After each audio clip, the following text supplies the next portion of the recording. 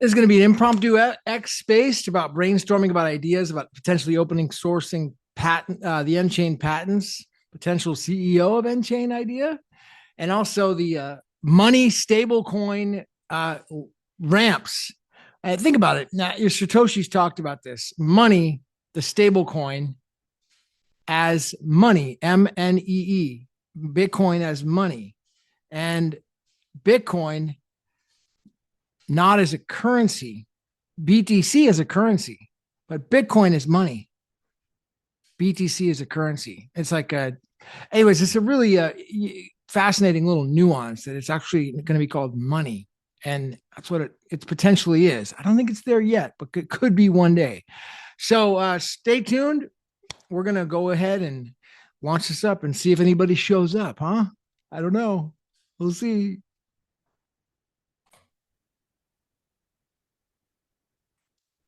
Miss Casey Nicole. Hi, good morning. It's a great day.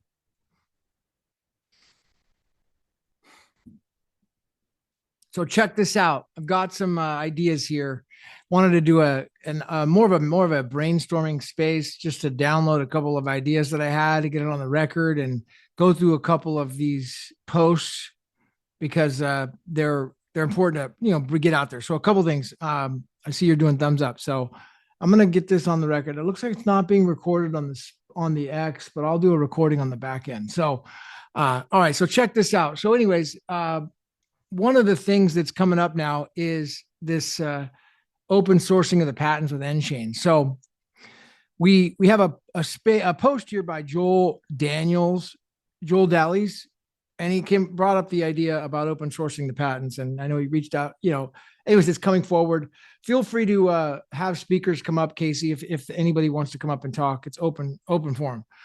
So anyways, the concept is that, and this is just a preliminary talk. I don't, we're going to need to schedule a more formal space about this because not everybody's going to be able to attend this right now because I just started it up randomly. So, we're going to need to do it more probably in a Friday space when more people can go.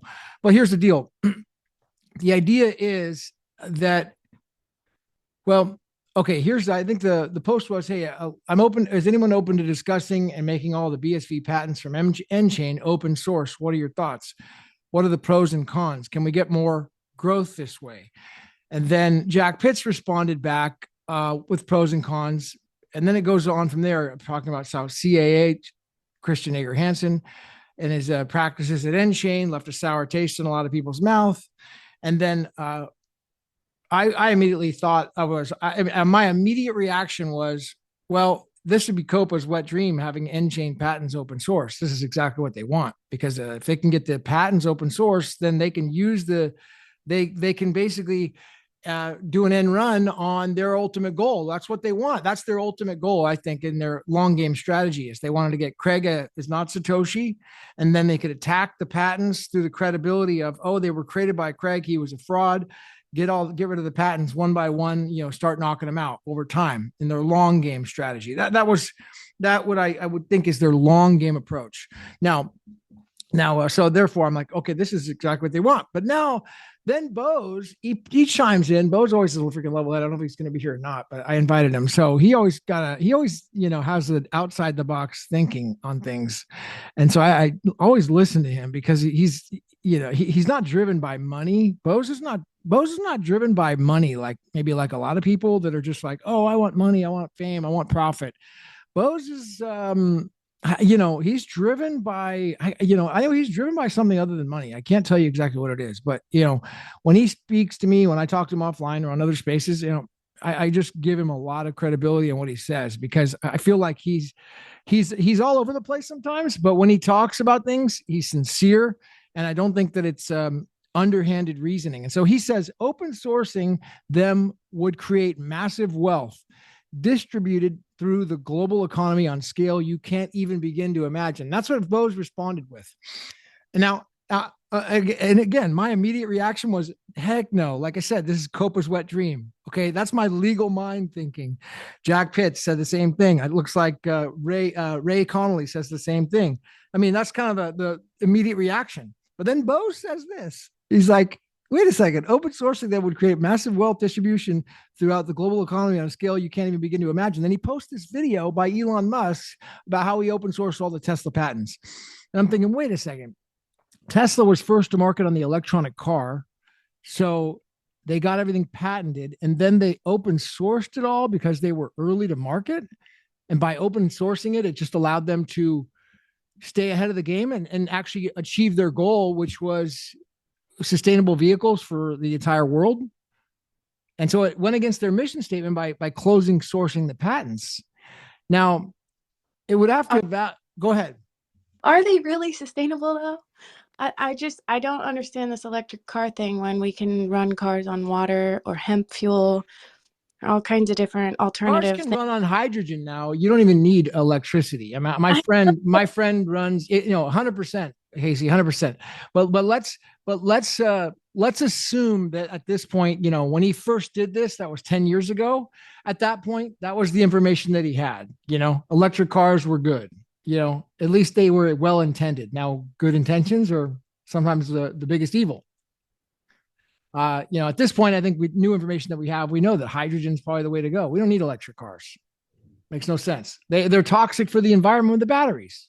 Well, and the land grab that they're doing for the lithium right now is so appalling and unacceptable. I just can't find the mass production of them if that's what needs to happen prior to that happening. It's just disgusting.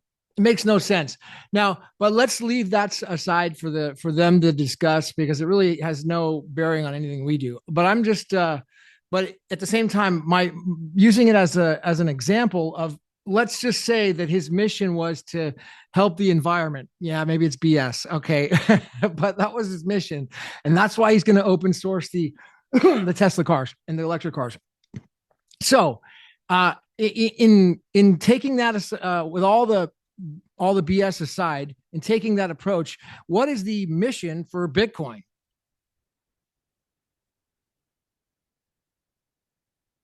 Do you know? Does anyone know? Maybe Bose is here.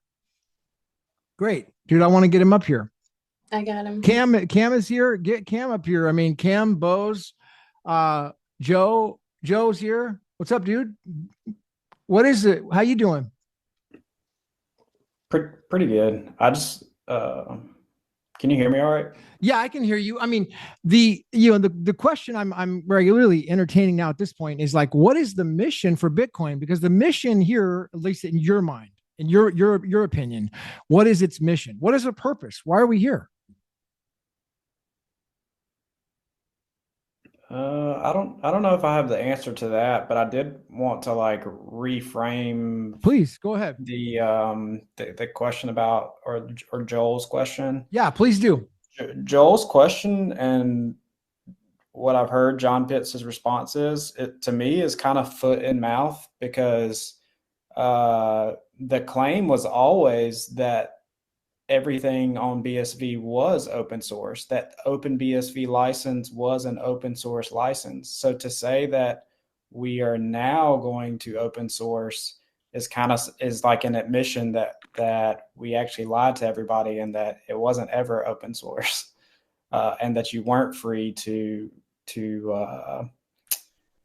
use patents or to use what was said to be open source node software prior. And that's kind of like something that people who are like open source focused have always pointed out, that the license was actually very restrictive.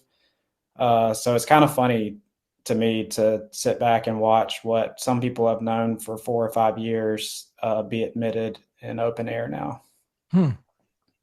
So, just the nChain pledge on their website, it says that, I mean, in summary, it's pretty long, it's legalese. It says basically that the patents, that they will not assert their patents against anyone implementing certain technical specs on Bitcoin SV. So basically that, that's the summary, is that if you're building it on Bitcoin SV, they won't, the patent's open source, you can use it. That's their patent pledge. That's the way I understand it, at least the way it's written. Yeah, I don't, and I don't think that, I mean, I don't know what other conversations have been had, but I think this all arose because in the town hall or whatever it's called that they do now that the BSVA had, they made the comment that starting January 1st, they're expecting all of their open source work to shift to Apache 2.0 for the patent license, because OpenBSV, it sounded like they didn't have, or they didn't want to, or they didn't have the money to defend it, and they didn't see the all the time commitment it would take to defend a license that's never been defended before, as opposed to just adopting a license that's been well defended. Okay.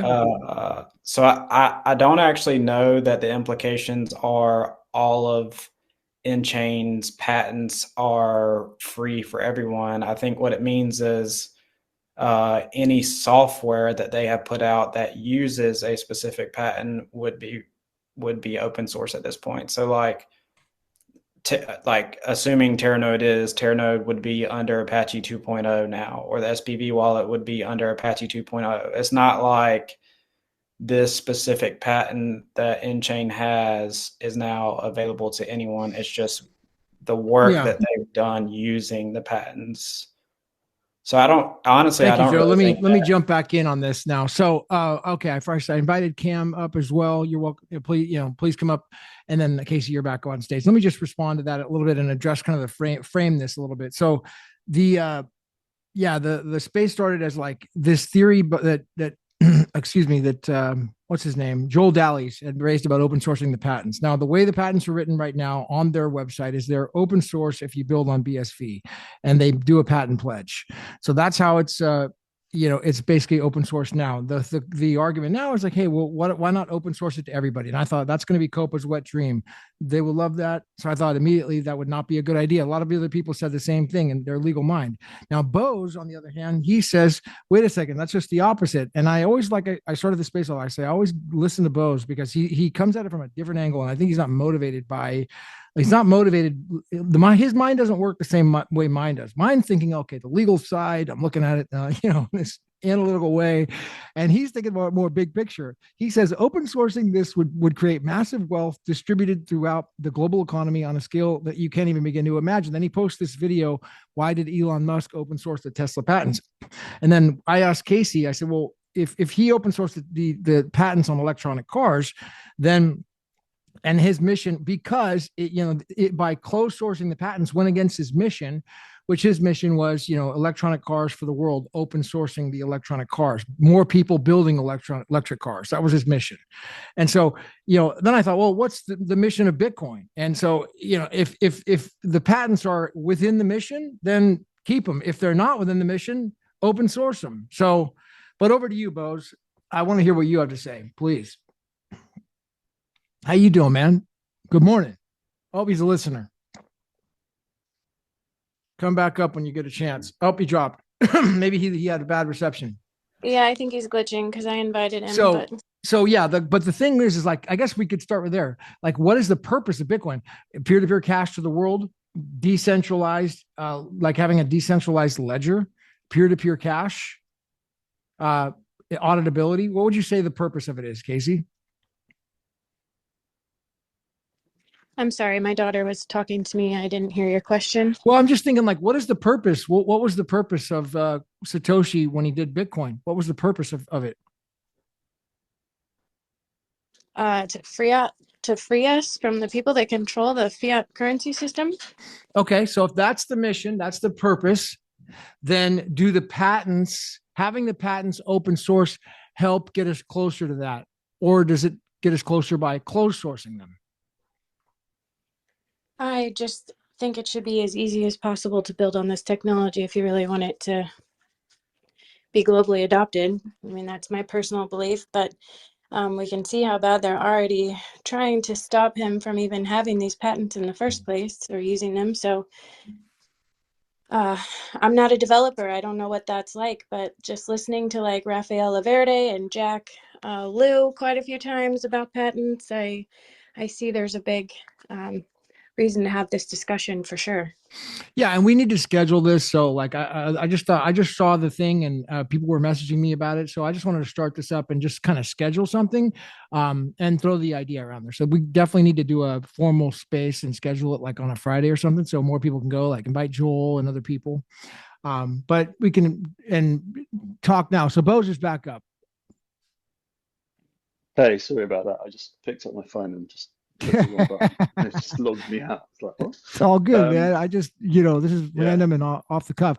But I saw your, so thanks for jumping in. I appreciate your post. And I was saying how much I appreciate your commentary because it's so unique.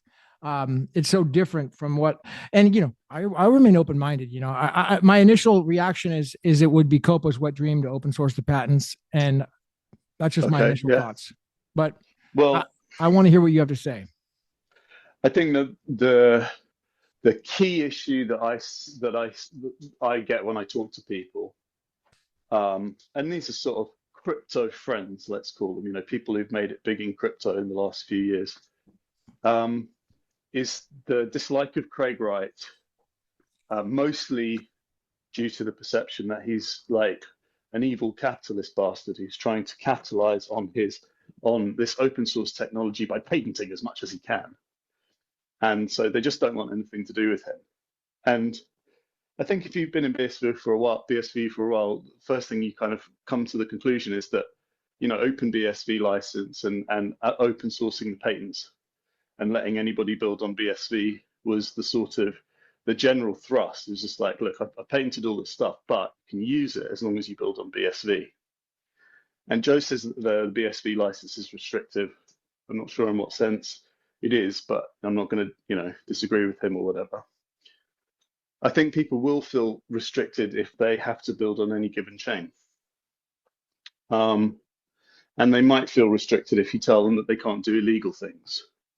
Although you shouldn't have to tell them that in a license. So I don't know whether that's a valid commentary. But anyway, the point is that like the fear factor plays in quite a lot with Craig.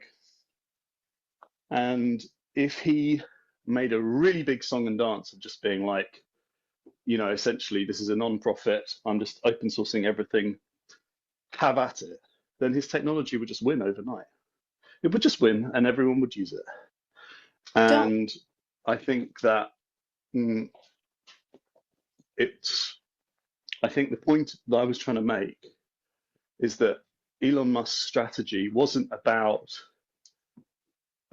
making Tesla becoming the richest man in the world. It was a means to an end, and if his end is getting to Mars, then the electric cars are just kind of one of the things that he's doing on the way there, and then open sourcing it and allowing anyone to build using those patents is something that then he doesn't have to do as a CEO for Tesla. He can move on to bigger things. And I sort of found that quite interesting. And I wonder if Craig wouldn't benefit from the same kind of thinking, just like, well, I want to bring transaction costs down and I want global commerce to go up so that everybody's richer. So I'll just open source all of this stuff and they can build on whatever chain they like. And you're saying, well, that would make COPA really rub their hands, but actually that's not true. COPA and that lot have got their own patents that they're trying to defend. And they're presumably, a lot of them, trying to build on chains that really don't work. Chains where the cost goes up as more people join in. And so their patents are, I would say, in some ways, somewhat irrelevant. Sorry, Casey, did you interrupt me? Do you want to interject?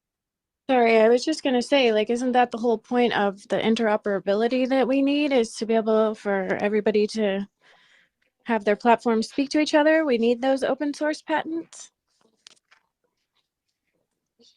I don't know. I don't know what that really means. The way that I think about this is just if you want to hash your payment on a blockchain, the BSV one is the one that works because the more payments there are, the lower the cost there is. So you can sensibly build your technology or your platform or whatever on BSV because the cost is always going to go down for your users over time. And for you as a business, BSV is not going to bankrupt you, whereas the others will. So there is, I mean, as far as I can see, there's really only one choice anyway, and everybody's kind of putting it off. And so you have to ask why. Why are they putting it off? And if it's the attitude of Craig, then I think my tweet was just to basically say he needs to make more of a song and dance about giving it away for free so that people get the message. And he needs to be genuine about it, because he changed his tune a couple of times in the first sort of in 2019, 2020. First by saying it's free and open source and you can all use it and build on BSV. And then he kind of said, but actually we're sort of keeping the juicy ones for ourselves. And then it was very unclear which ones they were keeping for themselves. And then they did the IPv thing, which was a good move. It was like, okay, we're open sourcing all the patents. Here's IPv. Everybody can like go and look at these and download them and have a look. But the perception is still, no, I don't want to build on Craig Wright's chain because he's a litigious bastard. Because he might sue me. And I don't think that's true. Well, yeah, exactly. He might sue me. And although he is a litigious bastard in some respects, he's actually not a litigious bastard in the sense that they fear, I think, on the whole. You know, what they're worried about is building something and having him come after them for a license fee or something like that. Or they're scared of all sorts of stupid things. Honestly, I've never heard such a bunch of idiots in my life. But I do think that he should be really clear about it, be really consistent, and sort of let it go, because I think BSV will win anyway. And you kind of have to ask yourself, you know, if BSV didn't win, for example, and another chain won that had the same formulation, had SPV, had competitive miners, had a scaling block size, etc., etc. Basically, exactly the same thing as BSV, but not BSV. But all Craig's technological inventions were used, all the patents were used, etc., etc. Would the world be better off? Yeah. And if the answer is yes, right? And if the answer for Craig is, well, I've got $1 billion in my back pocket anyway, and that's kind of enough, and well, I can just like capitalize on the new technology that everybody likes anyway, and we don't have to go through all of this nonsense. Like, actually, he's going to be just as well off now as he as he is now, and maybe even more so. So let's assume that he's a Satoshi for the time being, and just ask, what's he after? Because if he's Satoshi, he's got plenty of money. Is he after power? You know what? Like, that's really my question. Like, what is the purpose? I think it's really the key. Understanding the purpose here is the key, because if we understand the purpose, then we know about Tesla. They had a purpose of getting electric cars out there to the world. Scott, if you can come up here, please do. The purpose was more than that. The purpose was about clean energy and saving the planet, and moreover going to Mars. It's a purpose within a much bigger context, and that's why I say, like, it sort of freed him up to go and do other important things. And so, right. You know, what's Craig's motivation here? What's he actually aiming at? Does he want to be the richest man in the world, or what does he want? Well, all we could go after is the white paper, right? So what was the purpose in the white paper? No, that's a terrible thing to say. That's like an 11-page document. I mean, peer-to-peer cash is what the white paper is about. I'm asking what Craig wants. Obviously, he wants his technology to be successful, et cetera, but I think something like raising the standard of living for every being on the planet by bringing the cost of commerce down globally, you know, making everybody richer, something like that, some grand vision about making a better world. So I brought up where this all started specifically because it's just, to me, it's just kind of weird to act like this is like a genuine change of heart from Craig when the association has come out and said it themselves that the reason they are doing this change is because feedback from whatever enterprises and government has said that it's basically a non-starter, that when your blockchain is essentially or effectively proprietary. So this is just like, people tell us we're not going to use your blockchain because the way you're doing things. This isn't like Craig all of a sudden wants to change his heart and thinks things would be better off if everything was just open source.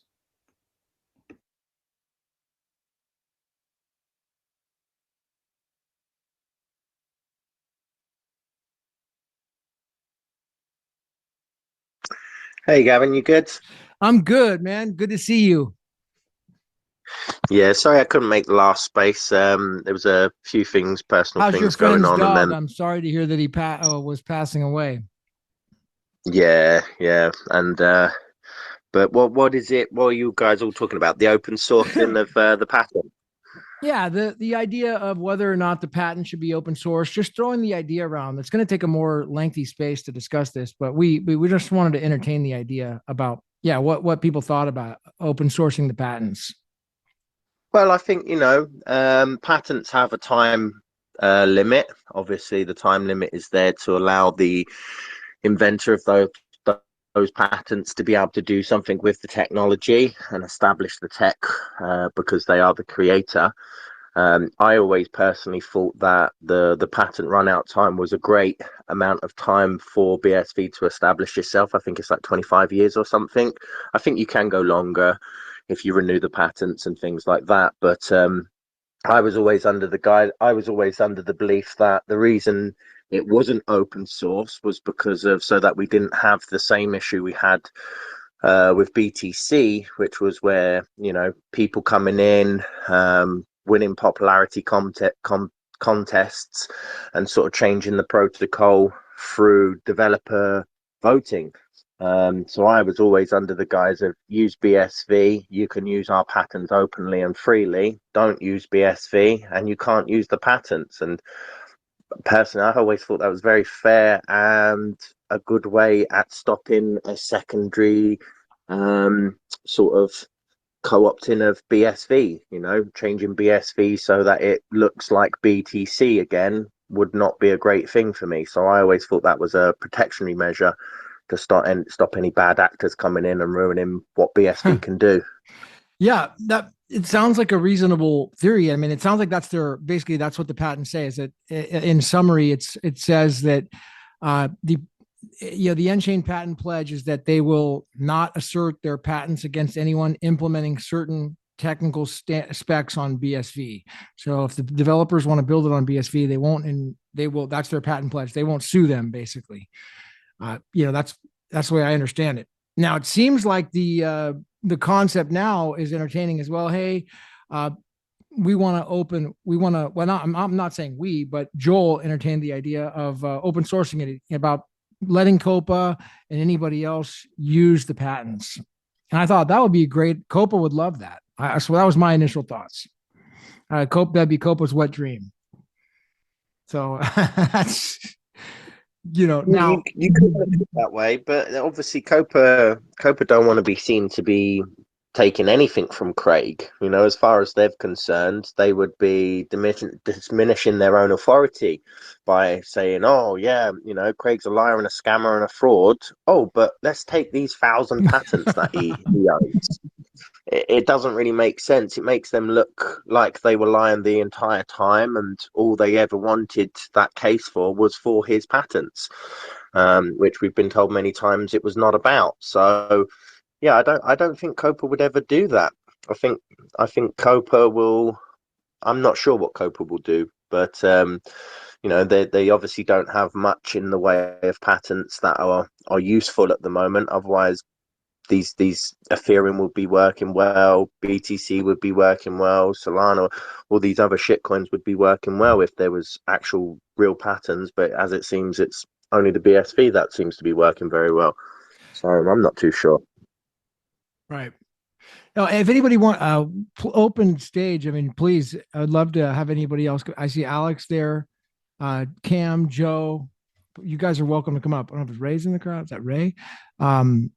Anybody else wants to just chime in? I just thought I would just start this up randomly, but back to the now. Here's the other side of the coin. Bose was up here a minute ago. He looks like he jumped down, but he posted that a video from Elon Musk about how Tesla open sourced their patents because closing the patents to everybody, it limited the potential. It went against their company mission, which they had sustainable cars or electric cars for the world, apparently. I think it's a little bit different, personally. Okay. I think Tesla was very. I think Elon Musk was very smart in when he actually open sourced the patents, because of, firstly, he knew they were going to get stolen by China when he wanted to introduce the Chinese gigafactories. So that was the first point of it. So it was always going to, the proprietary tech was going to get out there, even if that was to the Chinese government. And secondly, he also did this at a point in time when they had the monopoly on making efficient batteries, i.e., they knew that by giving all this tech out to them, they were going to direct the market in a way, like Ford, Toyota, all these different companies. They would direct the market in a way that would always lead them to the industries that Tesla was dominant in, i.e., you can come in as Ford using the proprietary tech of Tesla and say, right, well, now we've got a battery, but to produce this battery, it's going to cost us $240 per kilowatt. Well, Tesla, because they're all about efficientizing, and they were the first on the run to do this, and they're the ones sharing the inside secrets, they're now at like, $80 per kilowatt cost effectiveness. And so what it really did is it allowed them to shape the market into a similar technology as Tesla. It also allowed for the universal adoption of certain technologies, like charging adapters and infrastructures for charging, that allowed Tesla to, rather than them having to be the only people creating all these charging stations, now you've got Nissan creating a couple of charging stations, and you've got Ford creating charging stations, and they're all using the proprietary tech of Tesla. So therefore it benefits the Tesla users, and it also allows them to save a little bit of costs on the actual infrastructure to keep cars going. So they were giving away their free proprietary tech, but they were doing it because they knew all roads were going to lead to them having, the efficiency on battery creation. So it's a little bit different there. I don't know if all roads would necessarily lead to BSV if people could do whatever they like and set up these chains on Solana and things with BSV tech. Okay, but to adding to your point, well, true. Adding to your point, though, if BSV is the only one that's working, on true scale, mass scale on chain, if that's true, then, well, I guess why? I mean, I don't know. It's really, I'm really caught in between the both. I can't really make up my mind on this one. It's like, I don't know. It's hard to say. I'm really want to see what people think, because it's like people have the right to protect their property. When you have patents, they should be protected, and you should be able to charge licensing fees. I mean, absolutely, it only makes legal sense. But how come, I guess your point, how come Tesla had so much success when they open sourced their patents? And if BSV or Bitcoin SV is such a revolutionary technology, then why? But go ahead. I think the difference is, though, is that because they're providing physical products to these engineering industries that are using the open source tech, they're providing batteries, and they're providing the charging network and these things, which obviously they dominated in. They still need to go to Tesla for things. So if Toyota sell 100 million cars, but they're using a proprietary they're buying the batteries, or they're buying the lithiums from the mining contracts that Tesla have worked out, or whatever it may be, then Tesla are going to benefit from that. Tesla are going to benefit, like what's the saying? The tide raises all ships. Well, releasing all of the proprietary technology when everybody is on combustion tech is raising all those ships. But BSV doesn't have that physical element of where, if we just go and allow all of the open source patents and anybody to go and use whatever they like, What are they coming back to BSV for? To, you know, increase BSV's value. This is why I think the original way of doing it, saying you can use our tech, but you have to use BSV as the transactional method. I think that's perfect, because that's the same principle of what Elon Musk did. You know, use our technology, but we're the most efficient in battery creation. Okay, use BSV technology, but we're the most efficient in transactional velocity. Okay, but here's the thing. Here's the other side to that. Now, if that's the case, then why not enforce the patents? What do you mean enforce the patents? Is anybody using nChain's patents currently? Well, the claim is that people are illegal, are using technology which is competing, which is protect basically they're using technology which is in violation of the patents. Okay, that's the claim. Why not enforce the patent? Like, for example, the smart contract patent. Let's say that one. Right. So is this leading back to Craig saying that he had patents for Taproot and things like this? I think, you know, Craig is his own entity. You know, love him or hate him, it doesn't really matter. He's going to do what he's going to do, and obviously along the way he may be influenced by people, as we've seen from Ager Hansen and other people.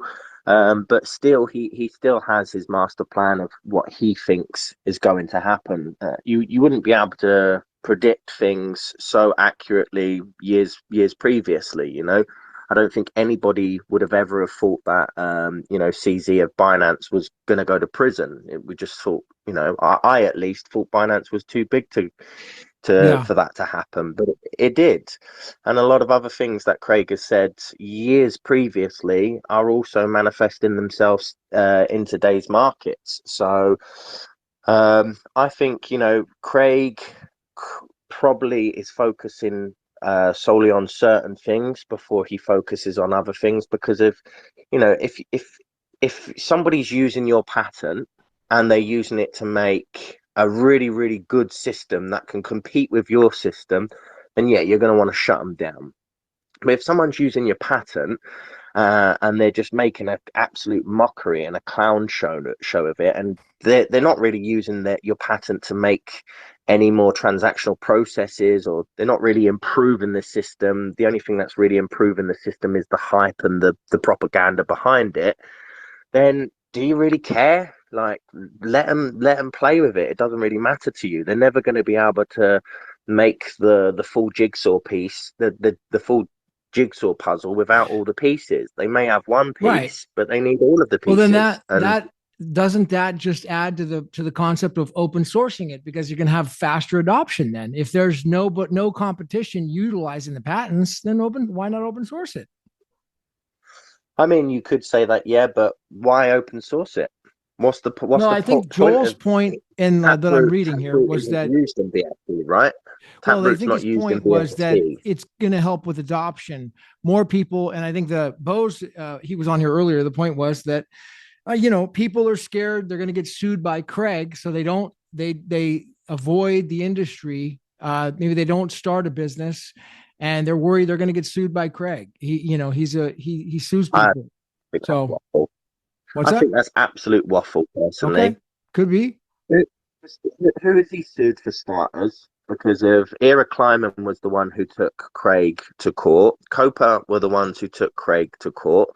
McCormick was over a libel suit because he was constantly saying liar, fraud, same as Hodlnaut. Like, realistically, did Hodlnaut get sued for using Craig's technology? Did Peter McCormack get sued for using his Craig's? This is all just spinning into the propaganda of Craig, you know, Aussie man bad. At the end of the day, Craig has always shown that he wants open cooperation. He even put that in his what was the thing called that he put in the Telegraph? The settlement offer. The settlement offer. He said he wanted.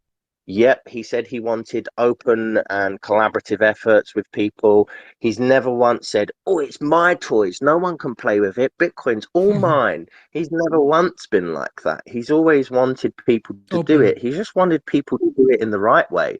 And I think, if you've created something, let's say you've created a car, and you built this invention because you wanted to transport people around the world, and you wanted doctors to be able to get to patients faster, and you wanted water to be able to go deliver to thirsty people faster. And then you leave the community to go and deal with this new invention called the car, and then they turn it into a tank that just kills everybody. It's like, well, hang on, I didn't invent it for that purpose. I didn't invent it for money laundering. I didn't invent it for off-chain child trafficking networks, and I didn't invent it for these things. So how the hell has my invention been taken so far from what I originally wanted? I'm going to have to make it how I originally wanted it, and I'm going to have to put rules in place so that people can't come along again and steal it. And so that then takes back to the original question: is then why not enforce the patents? So let me ask Reggie that question. He's joined us, and so it's kind of a catch-22: either enforce the patents or open source the patents. That's really where I think we're at a fork in the road with. Reggie, how you doing, buddy? Good to see you. I'm fine. I'm eating lunch and listening to you guys. Lunch in Brooklyn, New York. How is it out there? Cold? Oh, it's actually very nice. The sun is shining. It's about 67 degrees and beautiful. Too bad there's no such thing as global warming, right? 67 degrees on November 18th in New York City? Yeah. Supposed to be about a foot of snow on the ground. Woo. That sounds like paradise. I was thinking you'd be bundled up, double layered with gloves and earmuffs. That's the way it's supposed to be, but times seem to be changing. Beautiful. Brooklyn, New York. So, do you have time to talk, or you got your mouth full of food? No, you're going to have to hear me talk through food and spitting some cauliflower across the table, but as long as you're amenable, I'm all game. Yeah, well, absolutely. I mean, we have this concept. I mean, we were just been exploring this idea of open sourcing these patents, and a thread had started up, and I saw you chimed in on it as well. And so, I guess my contention is that, patents, if you have them, they should be enforced. Alternatively, if they're not going to be enforced, then why not open source them? Well, I think the key is why you have the patents. When someone has something, you really shouldn't tell them what to do with their stuff. That's why their stuff, right? Yeah. I'm sure you have keys to your house, and you probably wouldn't be very amenable if people tell you what color, curtain to put in your living room. You put the color you want in your living room. It's your business and your business only. For instance, there's a reason why nChain will have patents and not enforce them, because they could be using them solely for defensive purposes. Now, I think that's a crock of nonsense, because how do you defend your business or your patents? You do it by going to court, or threatening to go to court. So, in essence, if you were oversimplify it, you're right, but that would be an oversimplification. Another reason why you have patents is you want to monetize your invention, and you don't want other people monetizing your invention because the invention belongs to you. Now you have patent pirates in the tech industry who attempt to vilify those using what I would call useful idiots, not trying to insult anybody. It's an actual term. And they want to say anybody who creates something and acts like it's theirs is a bad guy, which is nonsense. Okay, you don't give out the keys to your house, and you're not vilified for not giving the keys to your house because it's your house. You bought it, you built it, etc. And the concept of open sourcing, I don't know of any patents that are truly open source. If you look at the Tesla arrangement, those patents are not open source. Those patents have a cross-license agreement built in, where you can use our patents if you promise to allow us to use your patents.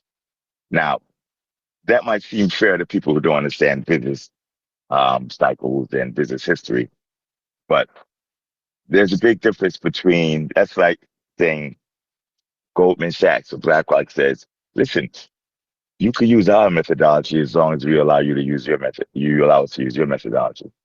But BlackRock holds what, $13 trillion in assets under management. You not trying to guess, how much money you have, but let's say you have 2 million. There's a big difference between you and Goldman and BlackRock. So it's not a fair agreement. And what and what a forced cross license agreement does says that basically we have to use your patents, even though you don't have the capital and wherewithal to withstand a legal attack from us. So basically, cross licensing agreement from a very, very powerful organization is forcing you to give up your patents. You understand what I mean? There's no startup or $100 million organization that's going to outrun Tesla in an electric car. Not going to happen. Yeah. So, okay. So at least if I understand your point is that Tesla open sourced their patents on a contingency deal, stating that we'll let you use our patents if you let us use yours. Is that? No, because they didn't open source. If it's contingent, then it's not open source. Yeah. It's partially close, right? And that it's the semantics that, are the rub. But the oversimplification, as I understand it, okay, is Tesla says you can use our patents as long as you do not assert your patents against us. That's the reverse way of saying we could use your stuff and you can't stop us. Now, a lot of people are like, well, that's fair. They're giving up their technology. You just want everybody else to give up theirs. But Tesla is a $1 trillion company. So, that's a very big mismatch from Reggie Middleton's, electric car startup, which is doing a friends and family round just to be able to make payroll. Yeah. It's not open source. It's a forced cross licensing agreement.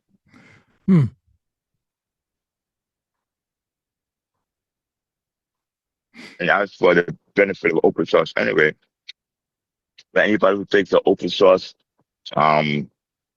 increases adoption, I allege that I know somebody with patents that cover a large swath of decentralized finance in the entire crypto industry. And it's being adopted faster and faster every day. And most of that is patented. So apparently it doesn't stifle innovation. What it does is it stifles the ability for you to innovate using someone else's technology without paying for it. And that's a problem for some entities because they don't want to pay for it. And they don't want to compete fairly. They want to take the small guy's inventions. So it does prevent that. But, it should prevent that because, allegedly, this is the land of the free with equal opportunity for all. And we all know that's a crock of lard, right? Not equal opportunity for all, but, let's get as close to that as possible. Close as possible. Yeah. I mean, yeah, these open source. I mean, anybody want to jump up and on stage and ask questions or comments, feel free to request or jump on up here. Riz, Cam, Alex, Bose, Jack, any of you guys. Scott, comments, questions? Casey?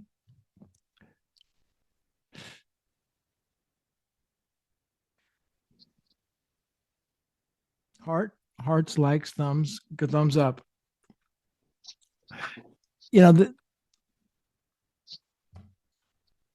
well, it's something that we it seems to be on the people's mind right now. This open sourcing this stuff, and another idea was about what's going on with nChain. And I mean, they don't have a CEO over there at nChain. Well, I guess Stephen Matthews is the CEO right now, but putting in a CEO over there would probably be. I think he's also the chairman of the board, and so there was problems with this guy called Christian Ager Hansen over there, and he had got in there and done some things that were not apparently put him in contempt of court. So we know that was didn't end up so good with Ager Hansen.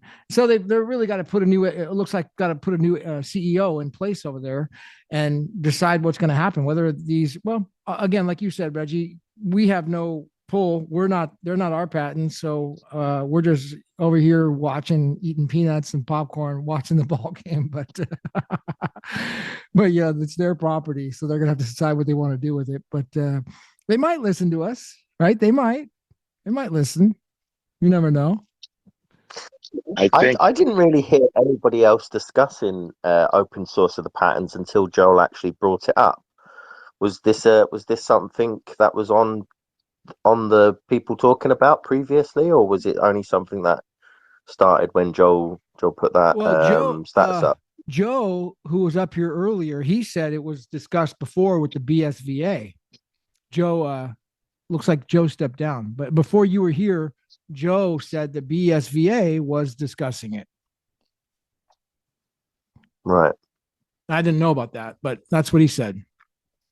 Well, was they discussing it completely open source? Because I know they effectively have like open source rights already, as long as you use BSV. Like you can do anything you want completely free. You don't have to pay a penny, but you just have to use BSV as the transaction method, right? How does that differ from completely open source? Hey, we're gonna use your BSV technology, but we're gonna do Solana instead. We're gonna make Terranode for Solana. Why would that be benefit to BSV using those patterns on another chain, unless they were paying money for the patent use? But open source means they're not paying. So I don't get where the benefit comes. Let me have Cam respond to that, because I think Cam was Cam had raised some also very intelligent comments on this as well. Are you with us, Cam? Yo, buddy. How's it going? Good. How you doing? Not too bad. So I think you had chimed in on this. I saw you chime in on this post as well about open sourcing these, and you had some insight. You always have some, incredible visionary mindset. You're outside the box thinker like Bose. And I mean, I'm stuck in this little box sometimes, and I'm like, all I can see is a little, what's around me. So what is your opinion on this? Yeah, so I think it would be very smart to align Bitcoin, like the original Bitcoin, the real Bitcoin, with the zeitgeist that it sparked, because I feel like that's the like, having done community work in crypto and decentralization, that seems to be the main reason why it's like a taboo topic, is because it's not aligned with the open source ethos, and it is kind of like separated from the zeitgeist that it sparked. And so yeah, I think it's super smart to have this conversation, at the least, like seeing that the association partnered with the Linux Foundation. I think that's a good step forward. And the more like open sourcey kind of stuff there is, I think the better for at least like the front end, like marketing of BSV itself, because the way that I see it, as long as it's the original chain, like the original design, all roads would lead to BSV anyways. Wouldn't you think that? Well, if it scales the most and it's compliant, potentially. Like, is there any other project trying to integrate with IPv6 and like trying to actually become the new internet? And that, like, I don't think there's any other project that really has the foundation for doing what BSV is doing anyways. So to me, it seems like it would just win. It would be smart to just align with the ethos of everything else, and then everything else would just ideally flood into the one chain of truth that takes humanity forward. And I guess kind of like. And can I ask them what stops it? Go ahead.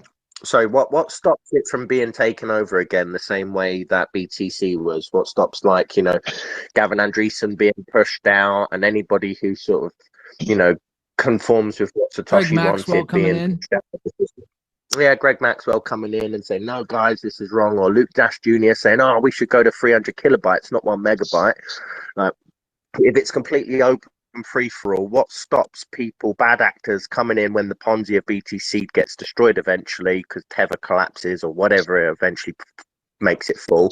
What then stops these same rats coming into BSV and switching it around, changing it around, creating the new BSV, which is better? And you know, what stops that? I think I don't know if they can. They would just be proving what BSV is doing is right, because the association has already set up a structure so that developers can't mess with the protocol. And so if others wanted to do their own BSV, if they didn't do that, then they would screw it up again. They would be the ones screwing it up again by not. You know what I mean? Like they would. That doesn't have NAR or DAR, because that's a contentious issue within the community. Some people think that digital asset recovery is a necessity for a legal system within a legal financial system within the structure of law. Some people say, "Oh no, it's the government trying to take our money." So, like, that would be a very easy split of BSV. That would really sort of, some people would go one way and some would go the other. So, I don't know if necessarily saying, "Oh, BSV because they got their head start or they'll run away with it" is, I don't know, but that would be the case if someone I think Cam's point is there anybody else who's building on Terranode who's potentially doing this IPv6 integration, scaling to 1 million transactions a second? I checked with Cardano. I checked with Charles at Cardano. He said that they're doing up to 7 transactions a second now, and they're even doing 4 to 7 per second. So, you know, they're proud about that, and it's a stride forward. But you know, they're not close to getting to 1 million. Nowhere near. I want to jump in. Reggie. I'm still listening, guys, in the background. As I understand it, the nChain patents are not open source. If open means open, it doesn't mean, you know, open with restrictions. If you have restrictions, then you haven't opened it. So if they say you can use the patents as long as you use it on BSV, then it's not open source. Open source means you can use them as you deem fit. You may have to submit changes as patches and not modify the actual code, or you may have to, you know, submit whatever changes you make, but you don't have to accrue value to somebody else's commercial product. And that's what BSV is doing. And don't get me wrong, I'm not against it. You know, I find that the only people who really, really fight hard for open source projects are the people who want to get somebody else's work for free. If you really want the functionality, then build it. And if you don't want to build it, then you don't want it that bad or you can't afford it, which is understandable. Then license it. Licensing technology is not it's not a killer deal, particularly if you're successful in whatever you're doing. You're just paying a percentage of your revenues. Yep. So think about it. If you give me any situation where someone fights hand and fist to have something open source who's not trying to take somebody else's work. Yeah, I mean that's the whole. I mean, that's why I always said in the beginning, this is COPA's wet dream. Isn't that COPA's purpose? Open COPA, open source patent alliance, open. That's their whole mission. No, their whole mission is to open source, fast moving competitors patents. Yeah. Not necessarily their own. They may open some of their own, but they're going to do it in a fashion where it can do them no harm. Yeah. Like Tesla. Yeah. You know, and I'm not knocking Tesla, but, you know, let's call a spade a spade. You know, that's not an open source thing. That's a forced collaborative licensing agreement. And when, you know, 200 pounds, 100-pound guys cannot fight fairly with 200-pound guys. Yep. Questions, comments, go ahead. New speaker on stage. We got UN Bond Doc. Oh, hey, thanks. Hey, I had just a general question. It's really interesting with the flow of information with internet and social media platforms. The flow of information is super fast, right? Like you could see it with, on X, you can see the news being relayed almost instantly and it spreads like a wildfire, right? Like when something gets a hold that is, especially something controversial, right? Like something like what we're talking about here. When something gets revealed that's like, and everyone wants to know the truth, you have people even going out and recording like what's happening, etc. And one of my questions is like, when you have like, as Reggie stated, this many patents on software technology, and this kind of extensive review and court documents, etc. Why is it that it's been so hushed? Because I mean, even like Elon Musk now controls X, and he's fired like most of the Twitter employees that were like, um, they were doing like they were basically like screening the tweets and deleting censoring accounts maybe. Like why is it that we still don't see? I mean, there's a lot of smart people out there, including Elon Musk himself, who's repeatedly has stated that he wishes there was some kind of usable micropayment system out there, and yet this guy doesn't even have. I tried searching. This guy's never even spoken a word about BSV in terms of the context or of patents, especially being someone in the tech field where patents are important, right? So I'm just curious: is it like what is it? Like what is the lack of information flow about this project over the internet on platforms like X that is just it just can't break through this barrier? Yeah, that is the $1 million question right there. That really is. Because it can't all be like, oh well, Craig Wright's a fraud. That can only take. I mean, if I just, I mean, society has become so vigilant about um, double checking everything and wanting to see like live proof of something, right? I mean, look at the extensive narrative that was created about Trump being like, like he's a loser, he's never going to have another chance, he'll never be president. And look how it just got destroyed. You see people on X like laughing, like it's like how could you not see this, etc. But it does not happen across the board, I guess, because you don't see that breakthrough happen with things like this. Well, it just gets shoved in the closet, and for some reason, no one wants to open that closet. So Bitcoin BTC is the freedom's final frontier. All right, this is going to be my new little mantra, because it is so far down the road that you've got people on X right now who are public companies, and they are promoting BTC as though it's Bitcoin. And the public believes it's Bitcoin because it's too hard to figure it out. How can you not tell if you're a Joe Sixpack and you go ahead and open up and you want to buy Bitcoin, you go to Coinbase and it says Bitcoin and you buy it and you got it in your wallet and you're happy. You never use it. It just sits there. But until you go and use it, then you see there's the problem. That's when you start to realize it. Like, wait a second. What happened? I thought this was cash. This isn't like, it's not until later that the problem starts to unwind. So, I mean, dude, the narrative is still new, man. This is the final frontier, I think, for freedom.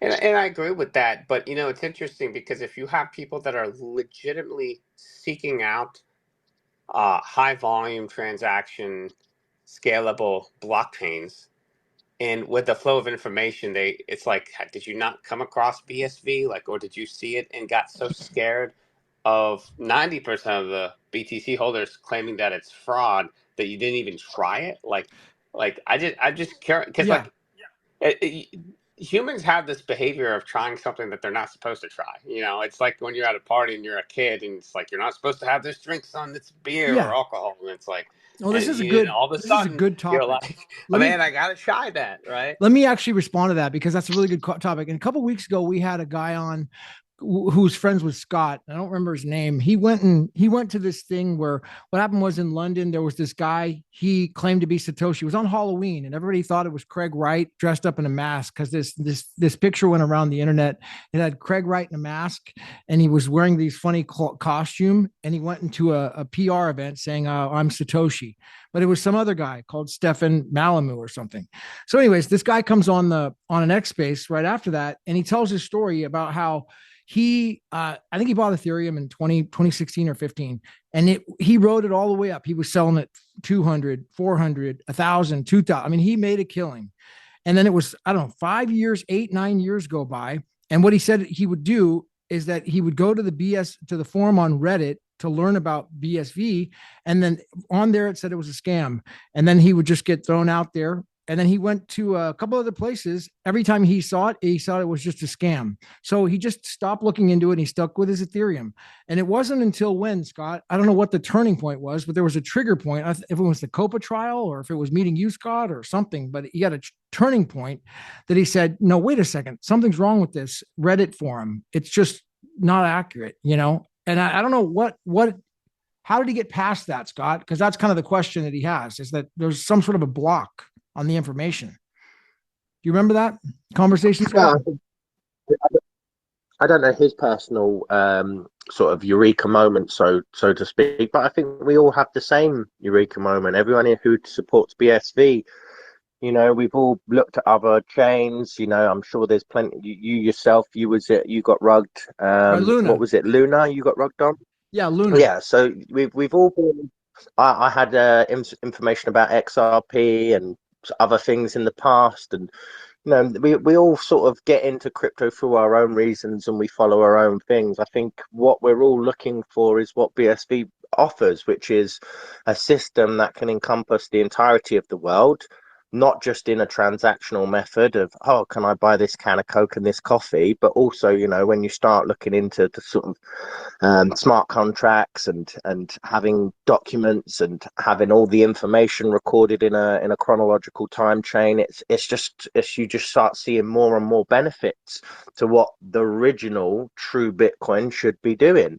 And so because it is the first and it's got the biggest name and it started the industry off, I think everybody just starts digging into it, and yeah, lots of people have their epiphany moments. I'm not too sure what Riley's epiphany moment was, but yeah, Riley Cyrus. That's right. Yeah. So that was my, thank you for that, Scott. Very helpful and clarity. I see Bo's back up on stage, but that was my response to you. Is it Bond Doc? Yeah, no, thanks. I appreciate it. I mean, I've always wished for it, the protocol to succeed, because I really think that it's probably the only one that actually works, right? But it's kind of just disheartening when you see, I mean, one person can't really do much, right? For something to explode, imagine if you had someone to say, oh my God, this works for micropayments. All right, let's launch it. And then all of a sudden, I ran AI algorithm functions on different industries using fast micropayment systems using BSV. And some of the patents and stuff that nChain spews out and stuff, it's amazing. And it's like dramatic improvement in the revenue stream, right? But it's like that leap of faith that someone is going to have to take maybe eventually, because you only need one. Once the first business does it, you're going to see the mimicry, right, across the industry, where it's like, this guy's saving tons of money, we got to switch. Like, now's the time to switch, because you're having severe margin compression across the board, even in the tech industry, where you have exponential revenues compared to linear costs rising over time, right? And so you just need one. You just need one. Everyone's like, oh, Elon Musk just needs to realize BSV for it to go to the moon or something, right? I'm like, that's not necessarily true. You could have like a low-level industry start to use it, because you just need a little bit of demand to draw the attention. You know what I mean? It's kind of like when you see Palantir stock price start to rise, all of a sudden everyone's gaining interest in, like, what is this? Start looking it up, and and then it's up to the individuals or enterprises or corporations to realize this actually, let's see if we can integrate this. Just like AI or ChatGPT, like you start integrating it into your business and you realize it runs with more efficiency. I'm just surprised that to this day, we have yet to have a single actual enterprise business that says, we need to start using this micropayment system. You might see one or two. I know they're using it for security, but I'm talking about an enterprise or a business corporate structure that says, I want to use the micropayment feature, right, to enhance my business model. And I haven't seen that yet. It's been years now. Yeah. It's a good point. I think that's probably due to the liquidity issues, though. You're not going to, like, Amazon Web Services, for example, they're using it for security features, but they're not using it for the microtransaction purposes because of, it's hard for users to get it. It's different regulations in different countries, and Rock Wallet works in the US, but it doesn't work in Europe. So when those liquidity issues are eventually sorted, I think that will happen. But as we've also heard from many times, that it's not necessarily about the sort of the lower down people in the chain. It is about being the plumbing of data systems. We don't need to know what brand our wiring is or what brand our pipes are. We just need them to work and to deliver water efficiently and deliver electricity efficiently. So I don't know if we do need, some Elon Musk to go, hey guys, buy BSV. Although it may pump our bags, great.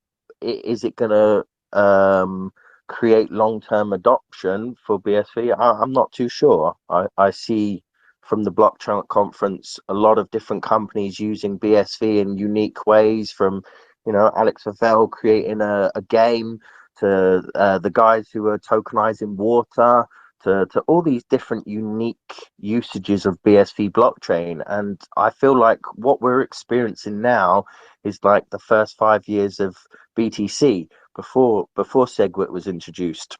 And so, yeah, I personally don't think the grass is greener on the other side. We've got $1 billion market cap, which, if I gave anybody right now and said, right, your business is going to be worth $1 billion tomorrow, everyone would be happy owning $1 billion business. So it's not like we're small change.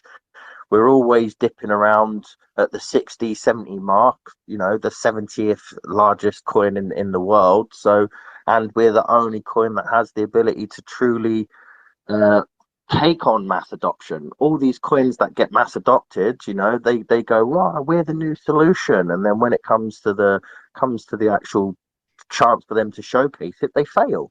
And none of these coins have the absolute crazy propaganda against them that BSV has.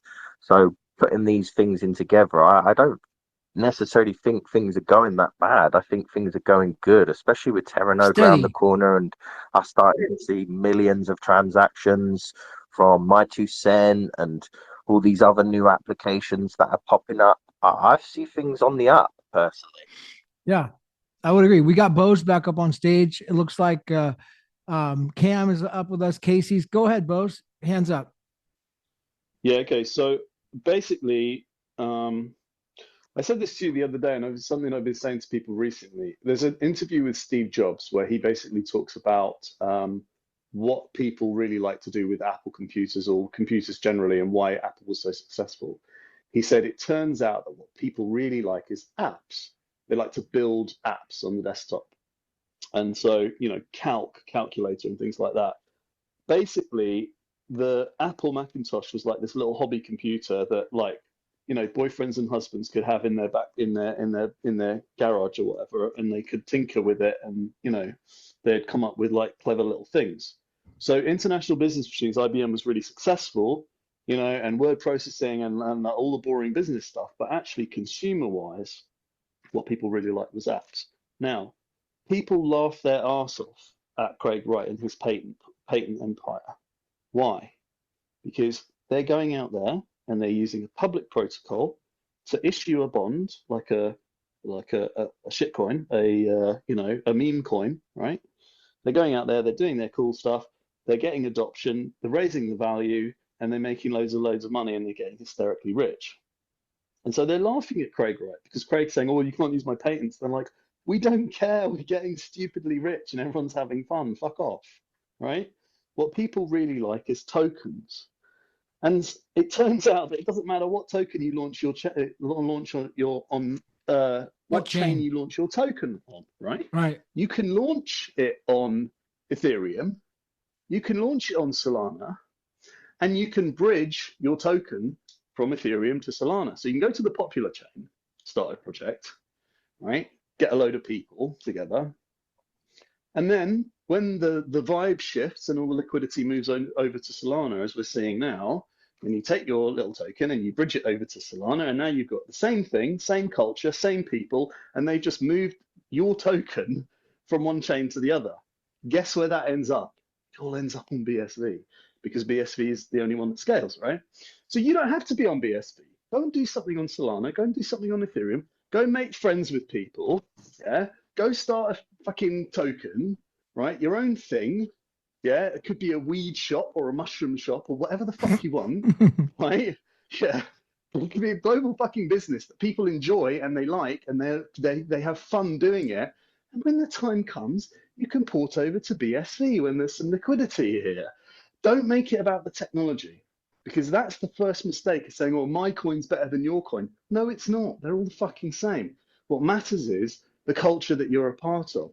And if you're a part of a really big culture and everybody's pulling together, then the price of your coin goes up. So don't belong to a coin, let coins belong to you. And I've been saying that for a long time now. It's like the biggest mistake is to pigeonhole yourself into Craig Wright's little drama. Yeah. Are you talking to me specifically? You know the is that truth. directed to me?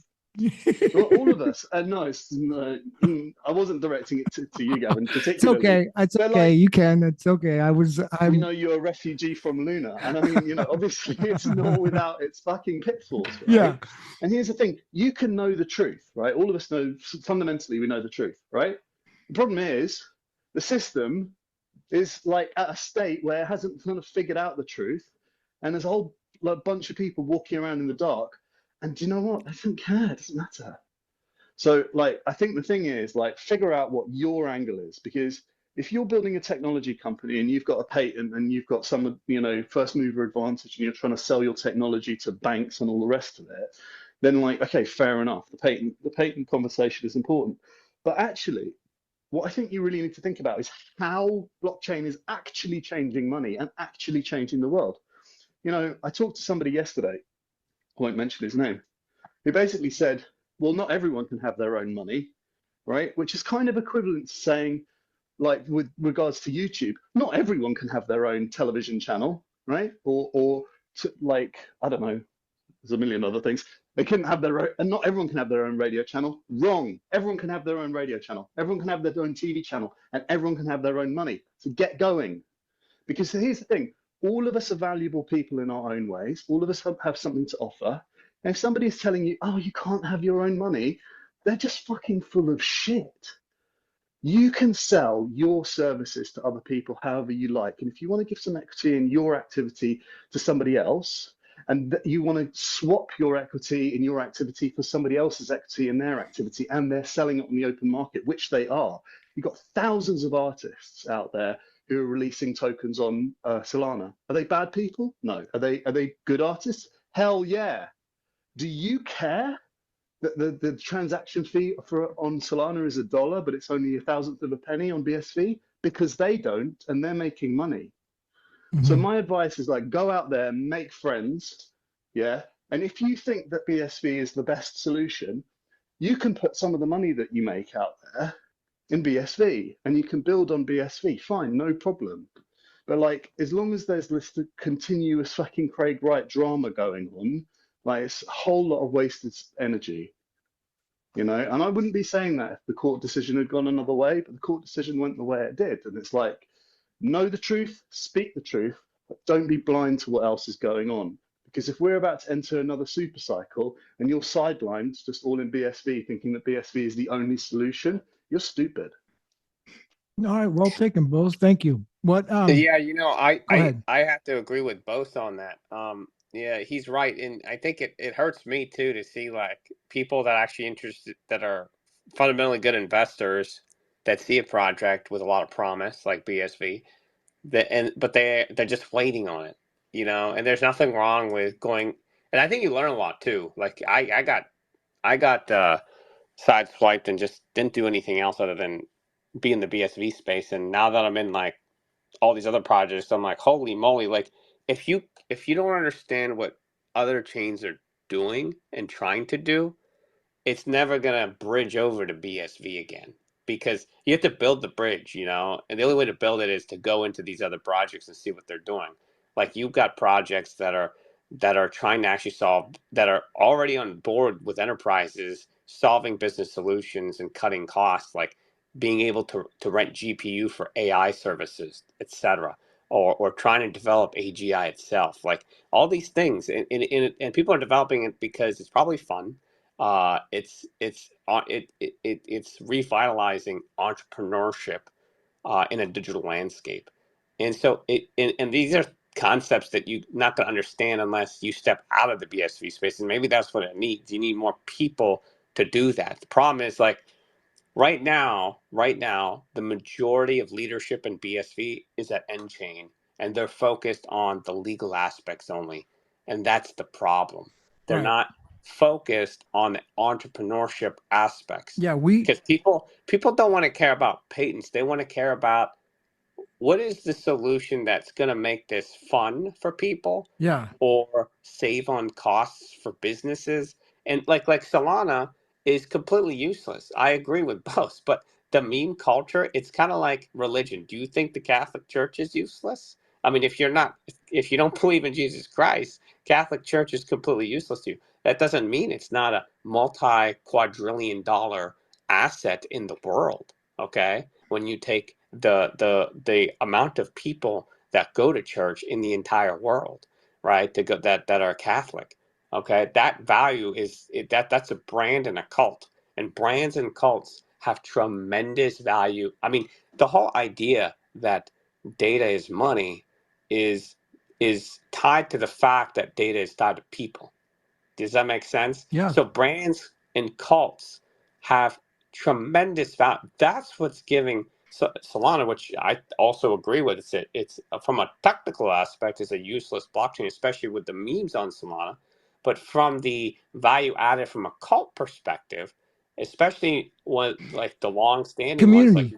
Doja and Shiba, there is value there, The and people community are having aspect fun with it. is big. Is your point, right? Like they have great community. Exactly. They have great community, but the community itself has tremendous value. It's not the coin itself It's the that's community, like 100%. exactly. It's the 100%. community. And that's Yep. what we need, and that's what we got to build, like here on the freaking grassroots, because we aren't part of the ivory towers, and we're not making all these decisions on the whatever on the back ends of nChain or maybe a BSVA or whatever. We're just on the front lines. At least I am. I think everybody else on this call is as well. So we got to do it where whatever we think is best to uplift everybody, because there's I don't know, there's just a really big vision, I think, with this, so if we can come together and unite, so yeah, dude, I don't think I've spoke to you before. Go ahead, Bose. That's cool that you shared some good commentary, dude. Bond. I just want to give one more little thing here is about this ticker Bitcoin.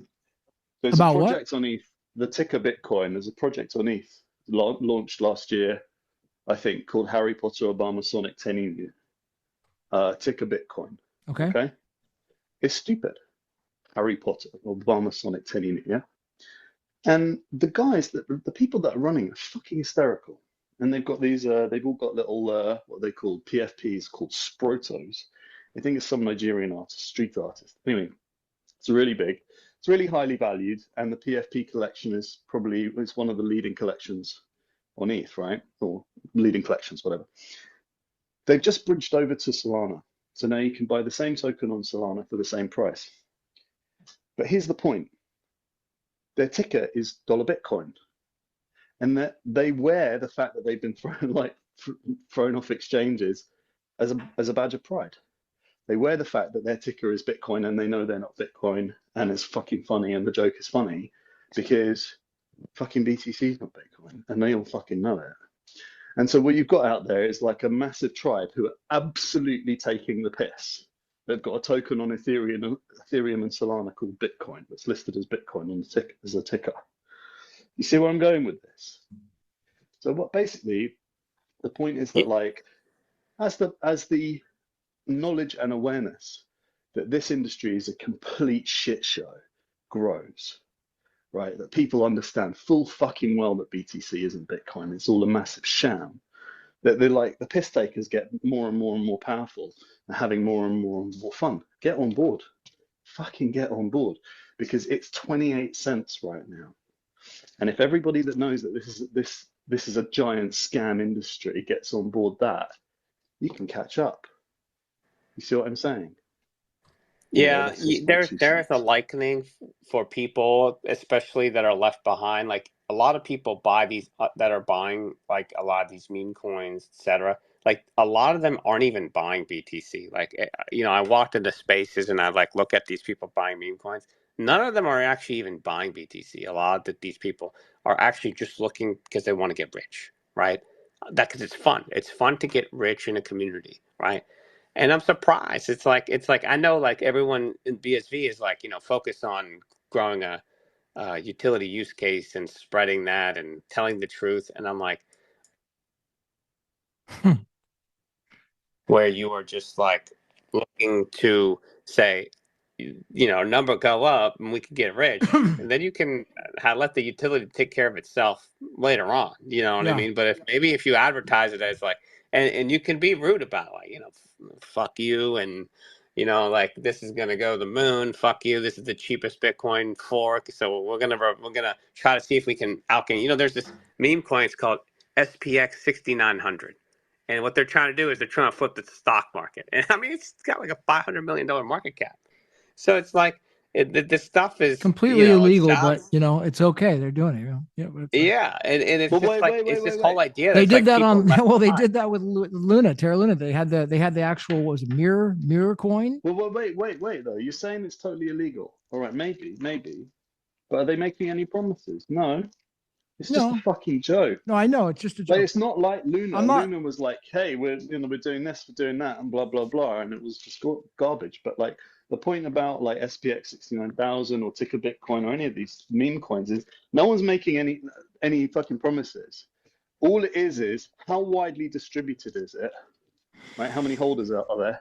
And how absolutely mad about pushing it are they? And the other thing was, where's Ticker Bitcoin going to end up as a token? Yeah, let me go back, BSV. Bring it back to the patents, just on the on this open source stuff, and kind of wind this down, if we could.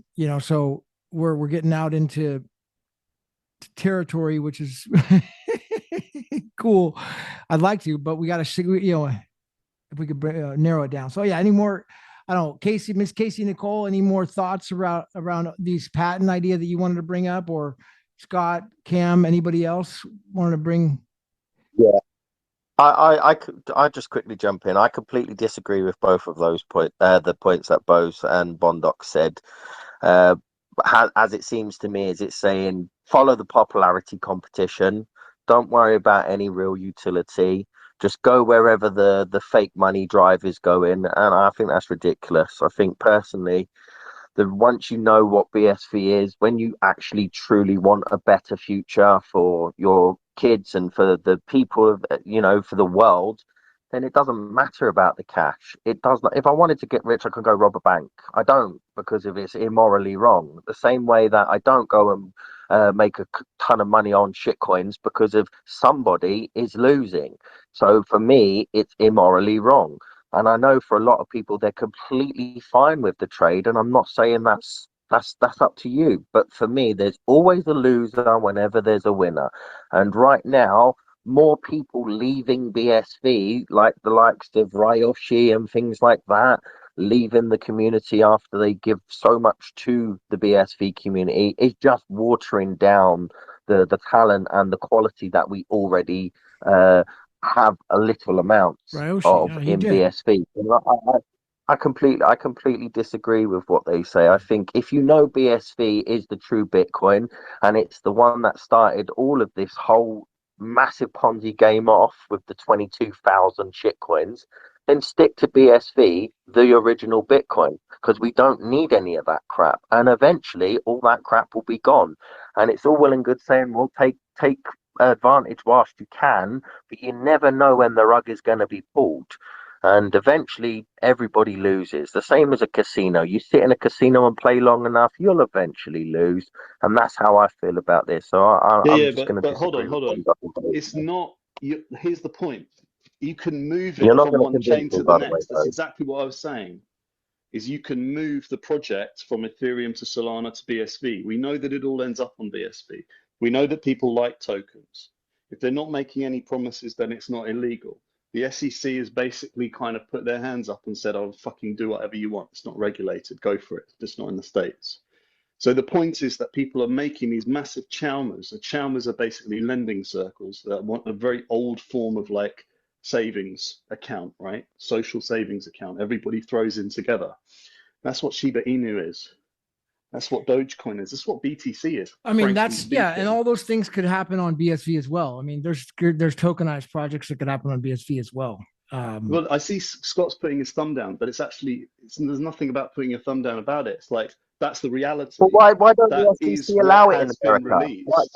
Why do the SEC not allow it in America? Because they're protecting the people that they are designed to protect. Yeah, do whatever you like in any other country. No, they only have a mandate. No, they only have a mandate to regulate American issuance. And frankly, they're not doing it. And Trump has just said, "I want crypto to come to the States." So like, they're not going to. But here's my point. Craig Wright has released something, a global protocol that is public that you can create tokens on. What, you're not thinking straight. What does that mean? It means everyone can create their own tokens. No one can stop them. Right. So what are you going to do with that? You're just going to be like, "Oh, it's illegal. I don't want anything to do with it." Think. What are other people doing with it? They're being very creative. And we had them and just throwing them out and saying, "Oh." No, we had a great, you and I had a great conversation off the record about that, a week ago, about tokenizing on Bitcoin SV. And, it's a brilliant, it's a totally unexplored concept, dude. It's brilliant. And I think it's happening. It's happening on these other chains, like you mentioned first. So, but, taking it back to the patents, it sounds like we should, Casey, we should probably table this patent discussion for another space. Yeah, I just wanted to bring up one more thing about Scrypt. Didn't they open up all their software to other chains? Scrypt with Chaowei? No comment. I'm not familiar with what they're doing about the software. They have definitely opened up their software to other chains, but at the same time remaining on BSB. So I just didn't know if anyone had any thoughts on that. I haven't heard. I don't know. I mean, I know that. Yeah, that was the main thing, wasn't it? That's why they were so attractive, because they could potentially solve some of the problems that BTC was having. Yeah. Using BSB tech. Yeah, that was true. That did come up. Scrypt has working on enabling more opcodes on BTC so that they can do more transactions. And then they have that other chain called Fractal, which I think is a BTC version. Another yeah, that's a good point, Casey. They're working on opening up to other Bitcoin chains. We should bring on Xiaowei on the next time, and we can have this as a proper space. Bring on Joel, and really, invite Craig. Craig should come on one of these and see what he has to say. Well, if he wants to. Well, Craig when he does the philosophy. No. When Craig does the philosophy talks with Joel, he actually does answer questions to the audience.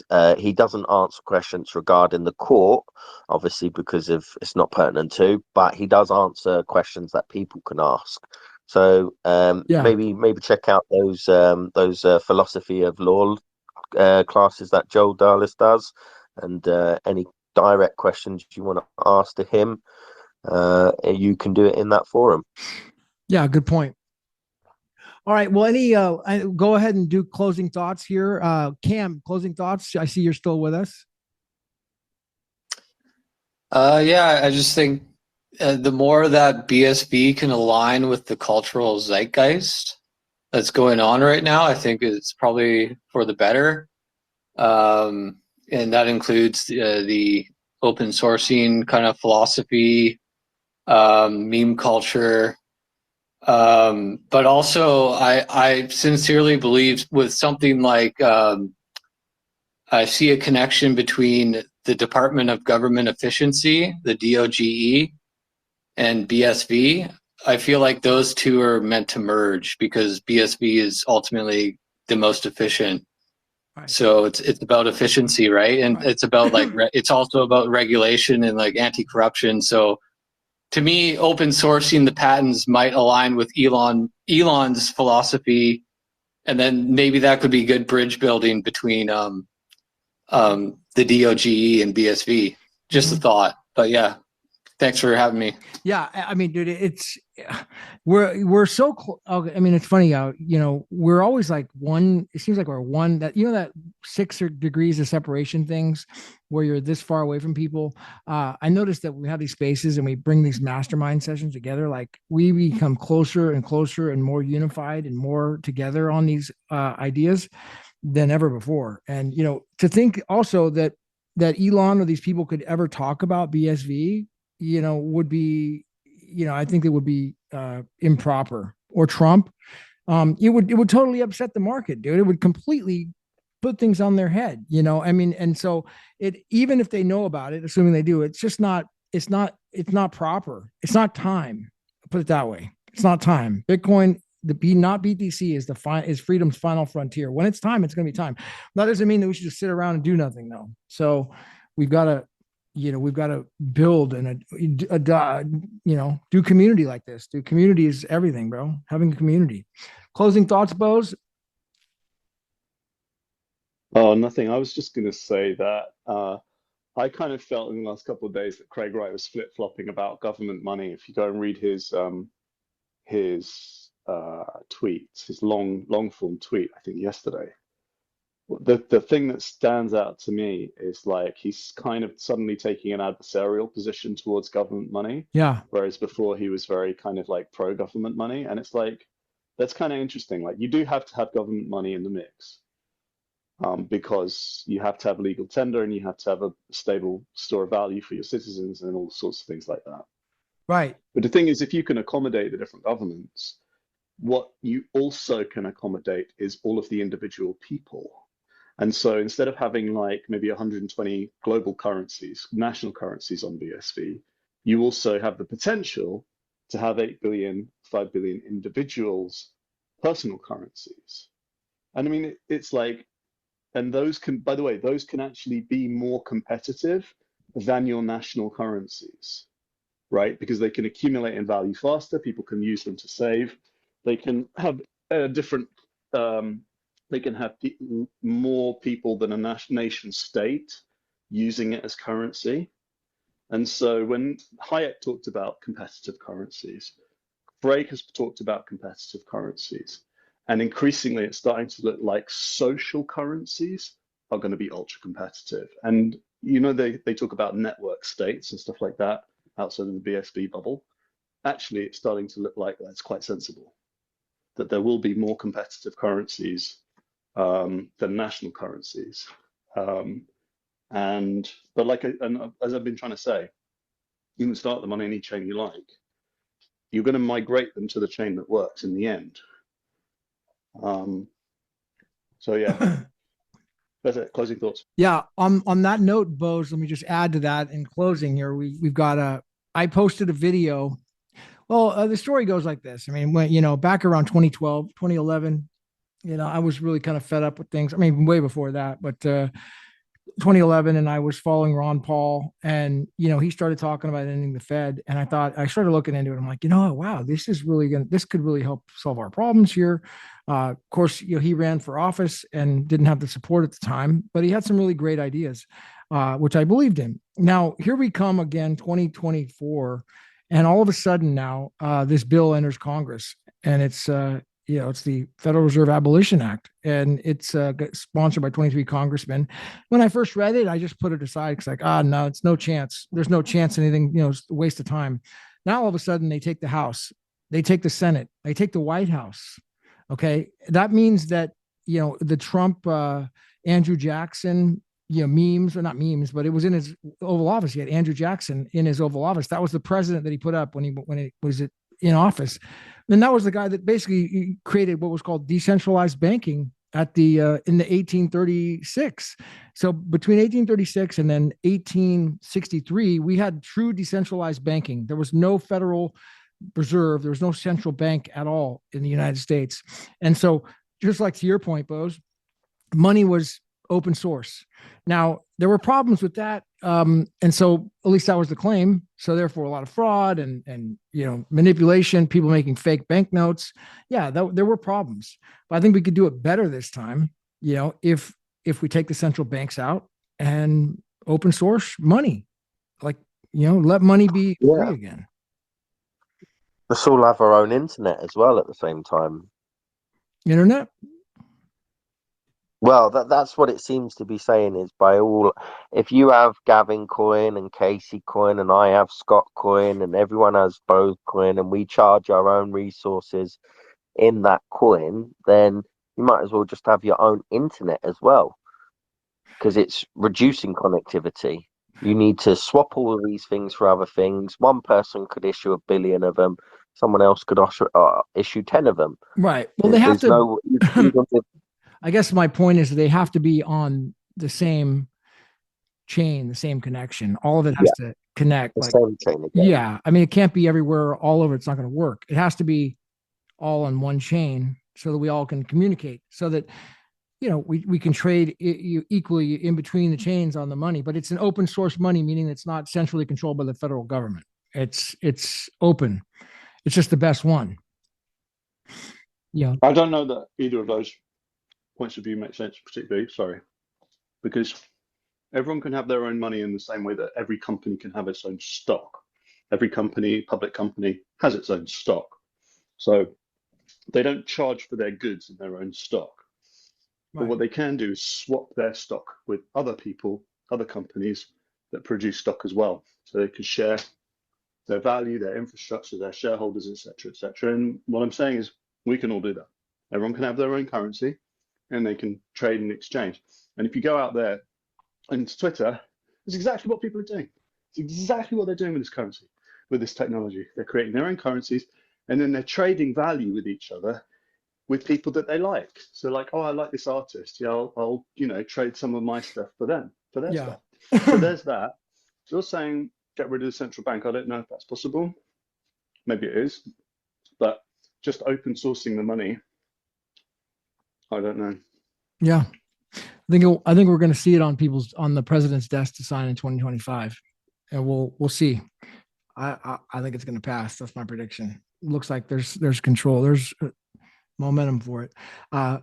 Closing thoughts, Miss Casey Nicole.